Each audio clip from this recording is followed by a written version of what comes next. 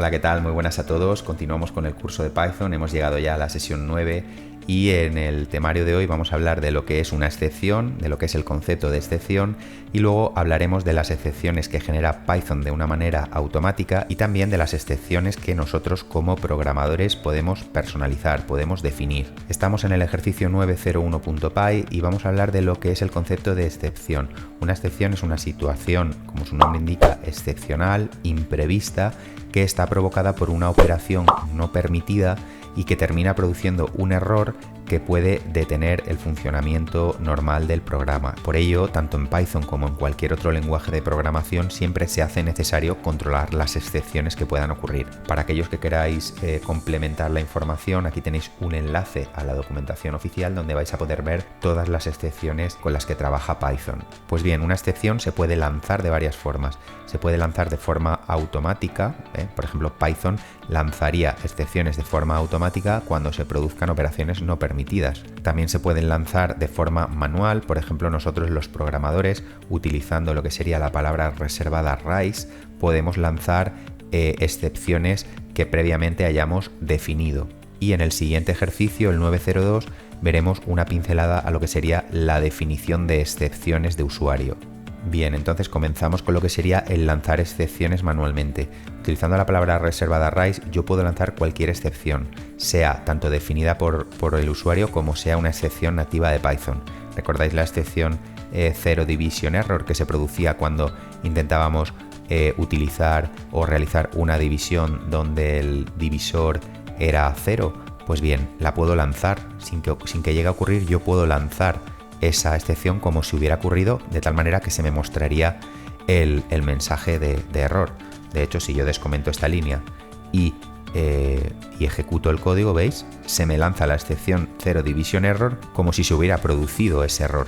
Bien, y hablando de este error, os recuerdo que dividir por 0 matemáticamente causaba una indefinición, en programación provoca este error y nosotros como programadores, y ya lo vimos al principio del curso, teníamos que controlar este error. Ahora bien, este error lo podemos controlar de varias formas. Mirar este código. Defino las variables a y b a las que asigno inicialmente estos valores enteros y ahora yo voy a controlar el posible error utilizando el bloque if else. Entonces, ¿qué hago? Compruebo que b no sea distinto de 0. En caso de que sea distinto de 0, entonces sí que realizo la división. Y en el caso de que sea igual a 0, informo de que no se puede dividir por 0.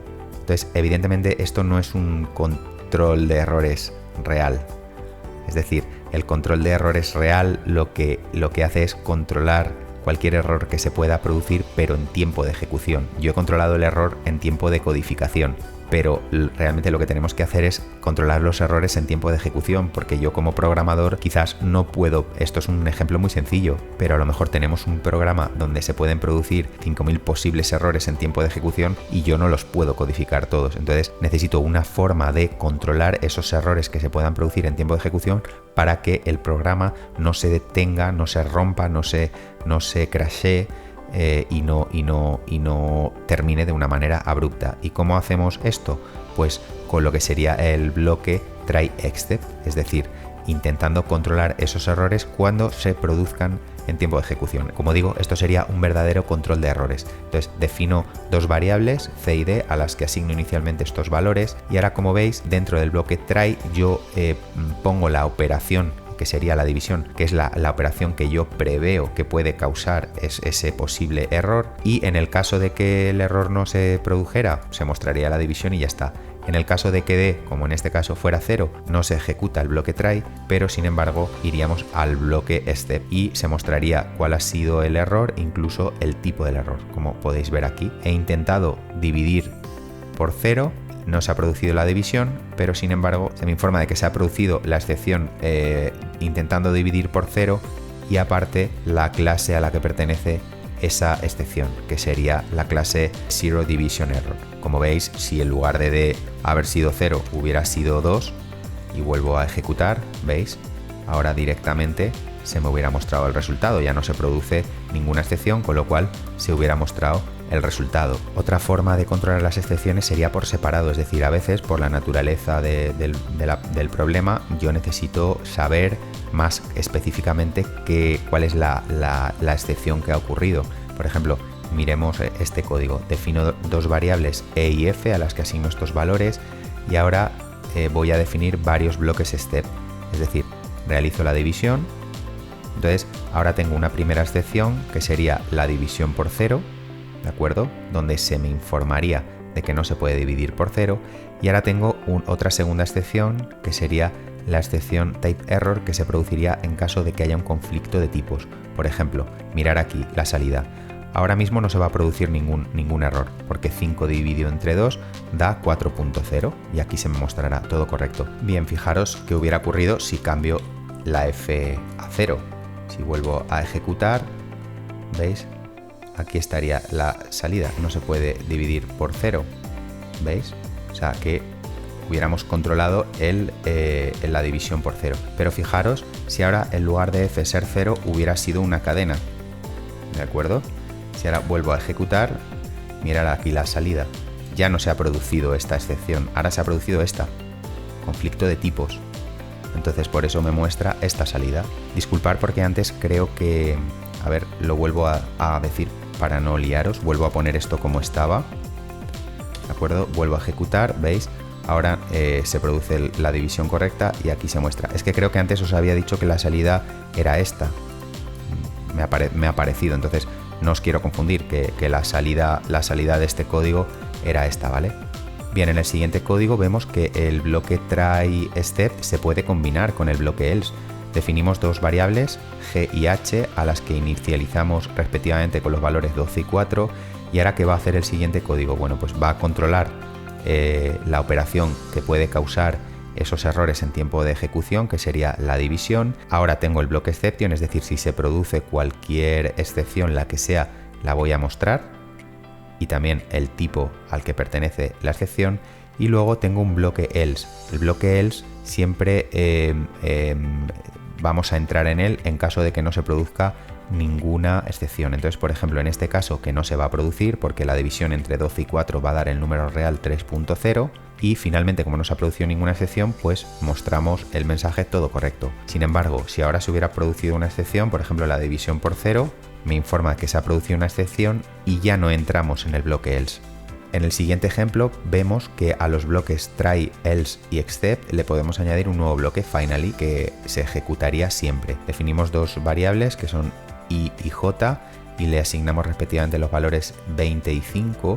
Entonces, ¿ahora qué ocurriría? Pues bueno, se realizaría el cálculo en el bloque try, en este caso no daría ningún error. En caso de que se produjera una excepción, mostraríamos la excepción y su tipo. En el bloque else entraría cuando no se produzca ninguna excepción, es decir, en este caso en concreto, por ejemplo, veis aquí, no se ha producido ninguna excepción. 20 entre 5 da 4.0, hemos entrado en el bloque else, todo correcto, y en el bloque finally se entra siempre, ¿veis? Nos informa de que se ha finalizado el control de errores. Si ahora se produjera cualquier excepción, por ejemplo la división por 0, ya no se realizaría un cálculo, estaríamos entrando aquí, se mostraría que se ha producido la división por 0, la clase a la que pertenece dicha excepción, no hemos entrado en el bloque else, por tanto no nos dice que todo ha salido bien, pero sin embargo, veis, se sigue ejecutando el bloque finally diciendo que ha terminado el control de errores. Ha terminado el control de errores, eso sí, habiéndose generado un error. Y en el último ejemplo que vamos a ver, vamos a controlar las excepciones que se pueden producir al trabajar con ficheros. Llamo a la función open, tengo un fichero,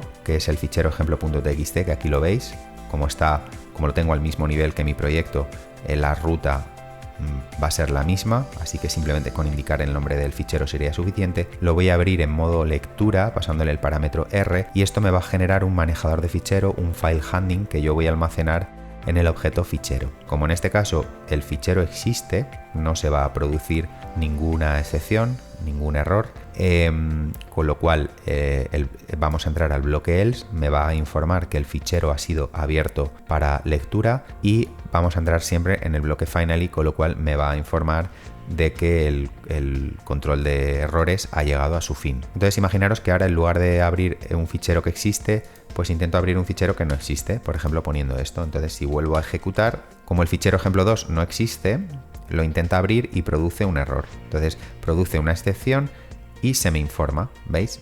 Es esta excepción.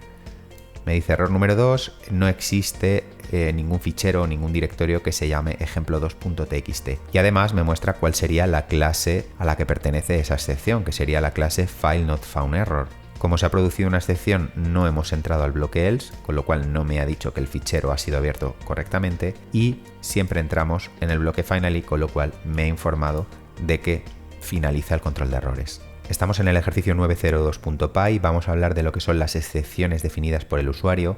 Nosotros como programadores podemos definir nuestras propias excepciones, que serían clases que heredarían de la clase exception, y después lanzarlas manualmente llamando al método rise. En este primer ejemplo voy a crear una clase llamada miException, que como veis heredaría de la clase exception, y la definición de su método constructor le pasaríamos el propio objeto que llame al método y los parámetros P1 y P2, para después definir lo que serían los atributos de instancia parámetro 1 y parámetro 2, a los que pasaríamos los respectivos valores. Bien, a continuación empieza el control de errores con los bloques try except, y en el bloque try vemos que vamos a lanzar manualmente una excepción de clase miException a la que voy a pasar el valor de sus parámetros. Entonces, cuando ocurra esa excepción, que ya os digo va a ocurrir porque la acabo de lanzar, la estoy provocando, entonces cuando ocurra una excepción de esa clase, ojo, solo de esa clase, de la clase miException, la voy a capturar como el objeto E y ya vamos a poder trabajar con él. Vamos a poder mostrarlo, vamos a poder ver de qué tipo es ese objeto e incluso vamos a poder acceder a los atributos de instancia, que son parámetro 1 y parámetro 2, que tenga ese objeto de clase miException.